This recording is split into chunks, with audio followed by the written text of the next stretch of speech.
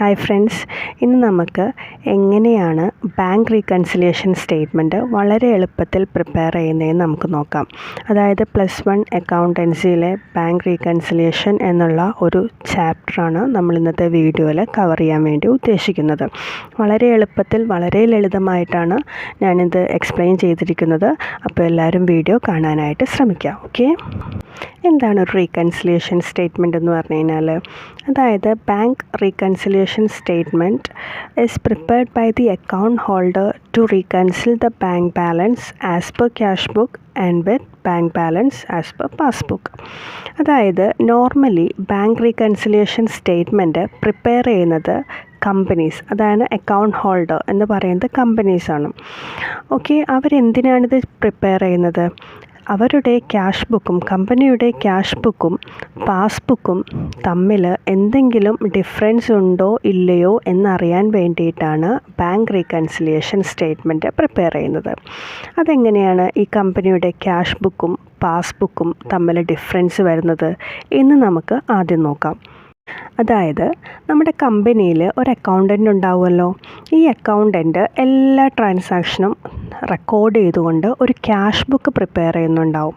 Cash book നമുക്കറിയാമല്ലോ, cash ബുക്കിന് 2 amount columns ഉണ്ടാവും. ഒന്ന് ക്യാഷ് കോളവും മറ്റേത് ബാങ്ക് കോളവും. ഇതിൽ ബാങ്ക് വഴി നടത്തുന്ന എല്ലാ ട്രാൻസാക്ഷൻസും ഈ അക്കൗണ്ടൻ്റ് നമ്മുടെ ക്യാഷ് ബുക്കിൻ്റെ ബാങ്ക് കോളത്തിൽ റെക്കോർഡ് ചെയ്യുന്നുണ്ടാവും. ഇല്ലേ? ബാങ്ക് വഴി നടക്കുന്ന ട്രാൻസാക്ഷൻസ് എന്തൊക്കെയാണ്?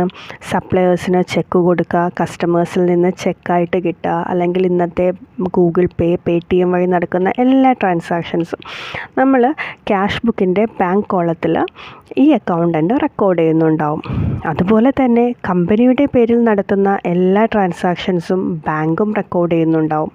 ഓക്കെ, സോ ബാങ്ക് റെക്കോർഡ് ചെയ്യുന്ന ബുക്കിനെയാണ് ബാങ്ക് പാസ്ബുക്ക് എന്ന് പറയുന്നത്. നോർമലി നിങ്ങളിത് കണ്ടിട്ടുണ്ടാവും. കാര്യം ഇതിൻ്റെ ഒരു കോപ്പിയാണ് എല്ലാ മാസവും മന്ത്ലി സ്റ്റേറ്റ്മെൻറ്റായിട്ട് നമുക്ക് അവർ ബാങ്കുകാർ അയച്ചു തരാറുണ്ട്. ഓക്കെ, സോ ഈ ക്യാഷ് ബുക്കും പാസ്ബുക്കും എപ്പോഴും ഈക്വൽ ആയിരിക്കണം. ഈക്വൽ അല്ലെങ്കിൽ അതിൻ്റെ അർത്ഥം എന്തൊക്കെയോ എവിടെയൊക്കെയോ ഏതൊക്കെയോ ഒരു ട്രാൻസാക്ഷൻ അക്കൗണ്ടൻ്റ് അല്ലെങ്കിൽ ബാങ്ക് മിസ് ചെയ്തിട്ടുണ്ട്. അത് നമ്മൾ കണ്ടുപിടിക്കണം. അത് കണ്ടുപിടിക്കാനാണ് നോർമലി നമ്മൾ ഈ ബാങ്ക് റീകൺസിലിയേഷൻ സ്റ്റേറ്റ്മെൻറ്റ് പ്രിപ്പയർ ചെയ്യുന്നത്. ഓക്കെ, ഇനി അടുത്തതായിട്ട് ഈ ഒരു സ്ലൈഡ് നോക്കിക്കേ. ഇവിടെ ക്യാഷ് ബുക്ക് ബാലൻസും പാസ്ബുക്ക് ബാലൻസും ഡിഫറെൻ്റ് ആണ്. അതായത് ക്യാഷ് ബുക്കിൽ 1 lakh റുപ്പീസും പാസ്ബുക്കിൽ 80,000 റുപ്പീസുമാണ് ബാലൻസ് ആയിട്ടുള്ളത്. സോ അതിനർത്ഥം ക്യാഷ് ബുക്കും പാസ്ബുക്കും ഈക്വൽ അല്ല. സോ ഇങ്ങനെ ഒരു സ്റ്റേറ്റ്മെൻറ്റ് നമുക്ക് വരികയാണെങ്കിൽ നമുക്ക് ഉറപ്പായിട്ടും അവിടെ ഒരു ബാങ്ക് റീകൺസിലിയേഷൻ സ്റ്റേറ്റ്മെൻറ്റ് നടത്തേണ്ടി വരും. കാര്യം ഇവിടെ ക്യാഷ് ബുക്കും പാസ്ബുക്കും ഈക്വൽ അല്ല. ഇനി നമുക്ക് എന്തുകൊണ്ടാണ് ഈ ക്യാഷ് ബുക്കും പാസ്ബുക്കും തമ്മിൽ മിസ്മാച്ച് വരുന്നതെന്ന് നോക്കാം. അതായത് മെയിനായിട്ട് 3 കാരണങ്ങൾ കൊണ്ടാണ് ഇങ്ങനെ മിസ്മാച്ച് വരുന്നത്. ഒന്ന്, ടൈമിംഗ് ഡിഫറൻസ് മൂലം വരാം.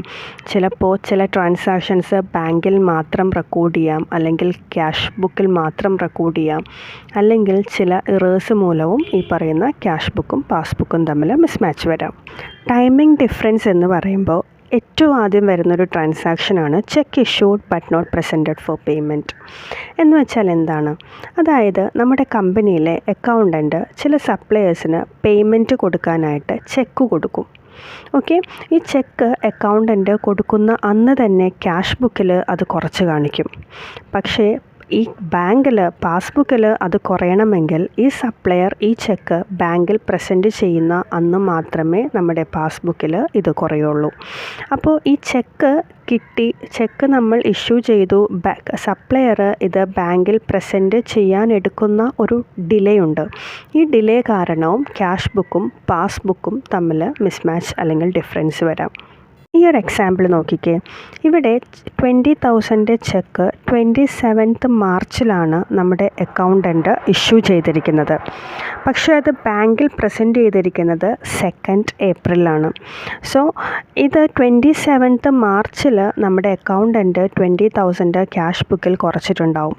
പക്ഷേ പാസ്ബുക്കിൽ അത് കുറയണമെങ്കിൽ 2nd ഏപ്രിൽ ഈ സപ്ലയർ ഈ ചെക്ക് നമ്മുടെ ബാങ്കിൽ പ്രസൻറ്റ് ചെയ്യുന്ന ദിവസം മാത്രമേ അത് കുറയുള്ളൂ. അപ്പോൾ ഇതിന് in between 27th March and 2nd ഏപ്രിലിൻ്റെ ഇടയിൽ നമ്മളുടെ ഫിനാൻഷ്യൽ ഇയർ ക്ലോസ് ചെയ്തു നമ്മൾ ബുക്സ് ഓഫ് അക്കൗണ്ട് പ്രിപ്പയർ ചെയ്യുമ്പോൾ നമ്മുടെ ക്യാഷ് ബുക്കും പാസ്ബുക്കും മിസ്മാച്ച് കാണിക്കും. ഇങ്ങനെ ടൈമിംഗ് ഡിഫറൻസ് മൂലവും ക്യാഷ് ബുക്കിലും പാസ്ബുക്കിലും മിസ്മാച്ച് വരാൻ കാരണമാകുന്ന വേറൊരു റീസണാണ് cheque deposited but not yet cleared. അതായത് ഏതെങ്കിലും ഒരു കസ്റ്റമർ നമുക്ക് കമ്പനിയിൽ ചെക്ക് തരും. ഈ ചെക്ക് കിട്ടുന്ന അന്ന് തന്നെ ക്യാഷ് ബുക്കിൽ അത് റെക്കോർഡ് ചെയ്യും അക്കൗണ്ടൻറ്റ്. പക്ഷേ പാസ്ബുക്കിൽ ഇത് റെക്കോർഡഡ് ആവണമെങ്കിൽ ഈ ചെക്ക് ക്ലിയർ ചെയ്ത് വരാനായിട്ട് ഒരു 2-3 ഡേയ്സ് എടുക്കും. അതിനുശേഷം മാത്രമേ ഇത് പാസ്ബുക്കിൽ നമ്മളുടെ അക്കൗണ്ടിൽ അത് ക്രെഡിറ്റ് ആവുള്ളൂ. ക്രെഡിറ്റ് ആയതിനു ശേഷം മാത്രമേ പാസ്ബുക്കിൽ അത് റെക്കോർഡഡ് ആവുള്ളൂ. അപ്പോൾ ഈ ഒരു ടൈം ഗ്യാപ്പ് കാരണവും ക്യാഷ് ബുക്കിലും പാസ്ബുക്കിലും തമ്മിൽ മിസ്മാച്ച് കാണിക്കാൻ ചാൻസ് ഉണ്ട്. ഈ ഒരു എക്സാമ്പിൾ നോക്കിക്കേ. ഇവിടെ ചെക്ക് ബാങ്കിൽ ഡെപ്പോസിറ്റ് ചെയ്തിരിക്കുന്നത് 30th മാർച്ചിലാണ്. പക്ഷേ ഇത് ബാങ്ക് കളക്ട് ചെയ്തിരിക്കുന്നത് 4th ഏപ്രിലാണ്. സോ നമ്മുടെ അക്കൗണ്ടൻറ്റ് 30th മാർച്ചിൽ തന്നെ ഇത് ക്യാഷ് ബുക്കിൽ കൂട്ടി കാണിച്ചിരിക്കും. പക്ഷേ പാസ്ബുക്കിൽ അത് 4th ഏപ്രിൽ വന്നാൽ മാത്രമേ പാസ്ബുക്കിൽ അത് റെക്കോർഡ് ചെയ്യുള്ളൂ. അപ്പോൾ പാസ്ബുക്ക് കുറഞ്ഞും ക്യാഷ് ബുക്ക് കൂടിയും ഇരിക്കും.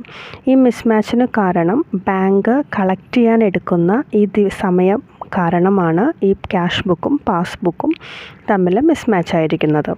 അതുപോലെ തന്നെ നമ്മുടെ ക്യാഷ് ബുക്കിലും പാസ്ബുക്കിലും വേരിയേഷൻസ് വരുത്തുന്ന വേറെ കുറച്ച് കാര്യങ്ങളുണ്ട്. അതായത് മന്ത്ലി നമ്മുടെ ബാങ്കിൽ ഡയറക്റ്റായിട്ട് ഇൻട്രസ്റ്റ് നമ്മുടെ അക്കൗണ്ടിൽ ക്രെഡിറ്റ് ചെയ്യും, കമ്പനിയുടെ അക്കൗണ്ടിൽ ക്രെഡിറ്റ് ചെയ്യും. അത് ബാങ്കിൽ നടക്കുന്ന സംഭവമായതുകൊണ്ട് തന്നെ ഏറ്റവും ആദ്യം റെക്കോർഡ് ചെയ്യുന്നത് പാസ്ബുക്കിലായിരിക്കും. അതുപോലെ തന്നെ ബാങ്ക് ചാർജ് ചെയ്യുന്ന ഇൻട്രസ്റ്റിന് പുറമെ ബാങ്ക് ചാർജസൊക്കെ ആദ്യം റെക്കോർഡ് ചെയ്യുന്നത് പാസ്ബുക്കിലായിരിക്കും. ബിക്കോസ് അത് ബാങ്കിൽ നടക്കുന്ന കാര്യങ്ങളാണ്. ഇത് നമ്മുടെ കമ്പനി അക്കൗണ്ടൻറ്റിന് അതിൻ്റെ ഒരു നോട്ടിഫിക്കേഷൻ ലഭിച്ചാൽ മാത്രമേ അക്കൗണ്ടൻറ്റ് ഇതിനെക്കുറിച്ച് അറിയുള്ളൂ, അദ്ദേഹത്തിന് നമ്മുടെ ക്യാഷ് ബുക്കിൽ റെക്കോർഡ് ചെയ്യാനായിട്ട് പറ്റുള്ളൂ. സോ ഇതും തമ്മിൽ ഒരു മിസ്മാച്ചിന് കാരണമാണ്. അതുപോലെ തന്നെ ചില കസ്റ്റമേഴ്സ് ബാങ്കിൽ ഡയറക്റ്റായിട്ട് പേയ്മെൻറ്റ് നടത്തും. ചില കമ്പനിക്ക് വേണ്ടിയിട്ട് ബാങ്ക് സപ്ലയേഴ്സിന് പേയ്മെൻറ്റ് കൊടുക്കും, ബാങ്കിൽ നിന്ന് തന്നെ കൊടുക്കും. അതുപോലെ ബാങ്ക് ഡയറക്റ്റായിട്ട് ഇൻട്രസ്റ്റും ഡിവിഡൻഡ് എല്ലാം കളക്ട് ചെയ്യുന്നതുണ്ട്. പിന്നെ ചില ഡിസ്കൗണ്ടഡ് ബിൽസൊക്കെ ബാങ്കിൽ ഡിസോണറായി പോകും. സോ ഇതൊക്കെ നടക്കുന്നത് ഏറ്റവും ആദ്യം ബാങ്കിലാണ്. സോ ഇത് പാസ്ബുക്കിൽ അപ്പോൾ തന്നെ ഇത് റെക്കോർഡഡ് ആവും. പക്ഷേ ഇത് അക്കൗണ്ടൻ്റ് അറിഞ്ഞ് നമ്മുടെ കമ്പനിയുടെ അക്കൗണ്ടൻ്റ് നോട്ടിഫിക്കേഷൻ ലഭിച്ച് അദ്ദേഹം അത് ക്യാഷ് ബുക്കിൽ റെക്കോർഡ് ചെയ്യാനായിട്ട് കുറച്ച് സമയമെടുക്കും. ആ സമയം കൊണ്ട് നമുക്ക് ഈ പറയുന്ന ക്യാഷ് ബുക്കിലും പാസ്ബുക്കിലും മിസ്മാച്ച് വരാൻ ചാൻസ് ഉണ്ട്.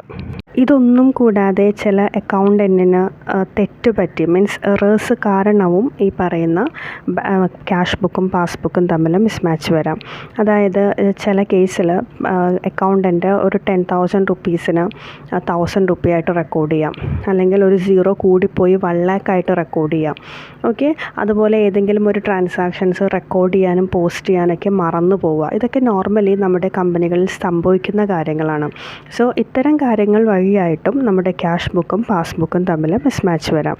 ഇത്രയും തിയറിയാണ് നമ്മൾ ബാങ്ക് റീകൺസിലിയേഷനിൽ നമ്മുടെ +1 ബേസിക്സിൽ ആ ഒരു പ്രോബ്ലം, ആ ഒരു ചാപ്റ്ററിന് ആവശ്യമായിട്ടുള്ള തിയറിയാണ് ഈ പറഞ്ഞത്.